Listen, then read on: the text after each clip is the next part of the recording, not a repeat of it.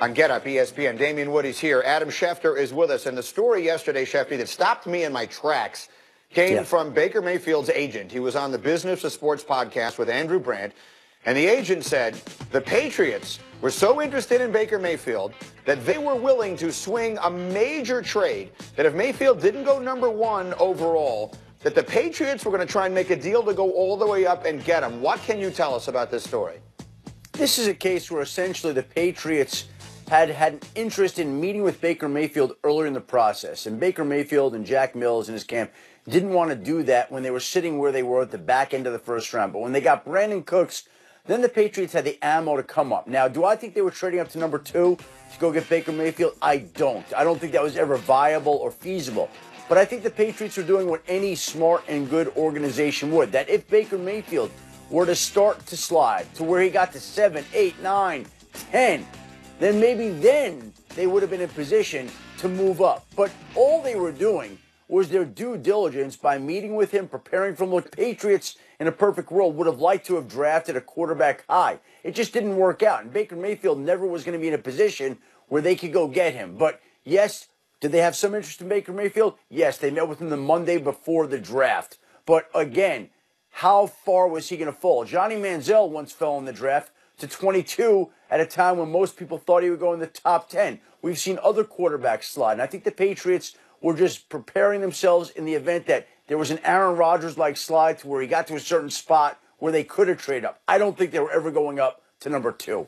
I agree with you, candidly. And again, it's the agent saying it. It never otherwise made sense. So when you first saw this story yesterday, D. Wood, what was the first thought that went through your mind? It wasn't going to happen. No way the Patriots would do anything like that. This is a team that usually goes back down. They want more bites at the apple so they can try to hit at draft picks. To make the jump up to #2, you would have to give up a king's ransom. I think it was more of a story of maybe trying to validate as to why the Cleveland Browns selected him #1. I just don't see the Patriots would make that type of move. Yeah, it would have been very surprising. Again, the agent said it, and so that's why everyone reacted to it. Now let's talk about another quarterback, Shefty, and that's Andrew Luck, where his health has obviously been of huge concern in Indianapolis. He's been practicing. The last we've heard, he has still yet to throw a regulation football during his recovery process. So what can you tell us?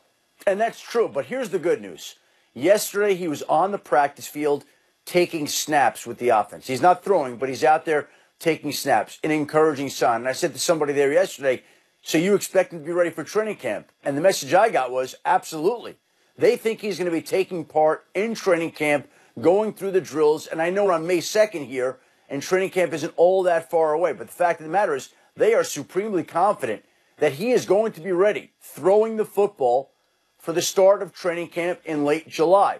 So even though he's been through an ordeal here, and there's been shoulder surgeries and setbacks and mess-ups, again, I think they're in a position today, the Colts are, where with him out there at practice yesterday, today, taking snaps, with the expectation that he will be ready and throwing for the start of training camp, I think the Colts are completely good and comfortable with where Andrew Luck is at today.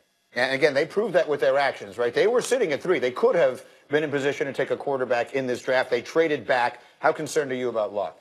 I mean, I'm still concerned. Like, the moves that they made in the draft would lead you to believe, like, we're all in on Andrew Luck. But just to bring some perspective in this, Cam Newton had rotator cuff surgery in the same year, March, and he played the whole season. So the fact that we haven't even seen Andrew Luck yet, you still have to have some type of pause to this whole situation. Shefty, one quickly on the Giants. We all know that they took Saquon Barkley with the #2 overall pick in the draft. They take the running back over several top-rated quarterbacks.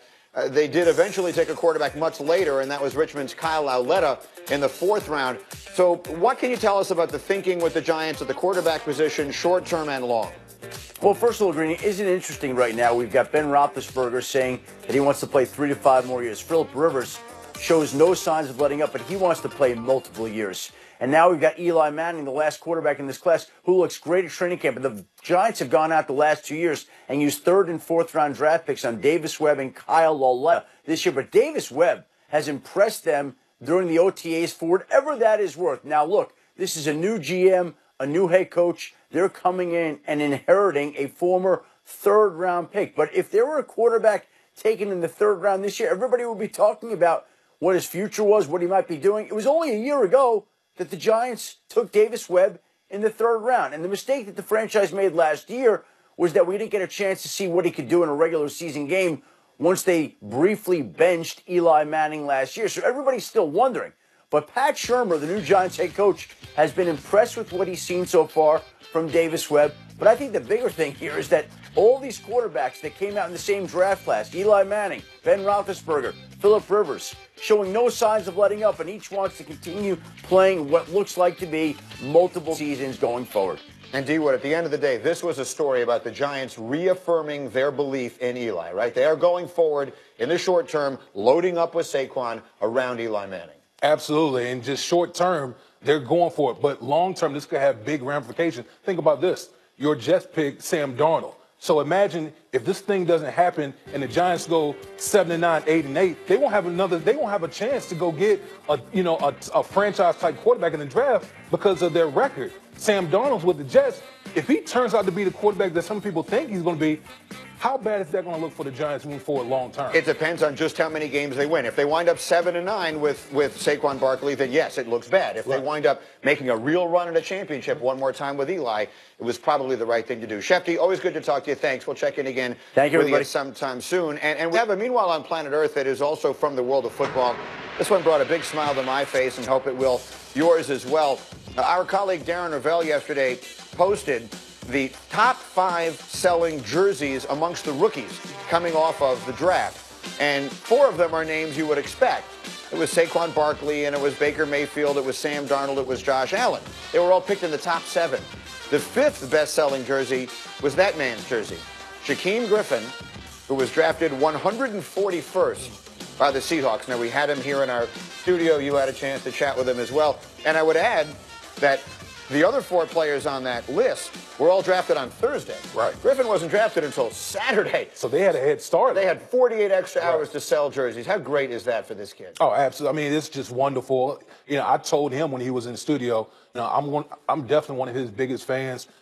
What he had to overcome to get to this point has just been special. And the fact that now he gets to play with his twin brother in Seattle, it just makes the whole story even more special. It was the best story of the 2018 NFL draft, but there were a lot of them, which is why ESPN's Draft Academy is so interesting. An 8-part documentary, personal behind-the-scenes look into the lives of Sam Darnold and Josh Allen and Shaquem Griffin and Minkah Fitzpatrick. The first 6 episodes available now on ESPN Plus, streaming exclusively on the ESPN app, with the final 2 available tomorrow. Start your free trial of ESPN Plus today. Coming up is a new beef brewing in the NBA. You will hear why Draymond Green's latest on-court confrontation has one Hall of Famer furious. That's next. Thanks for getting up with ESPN.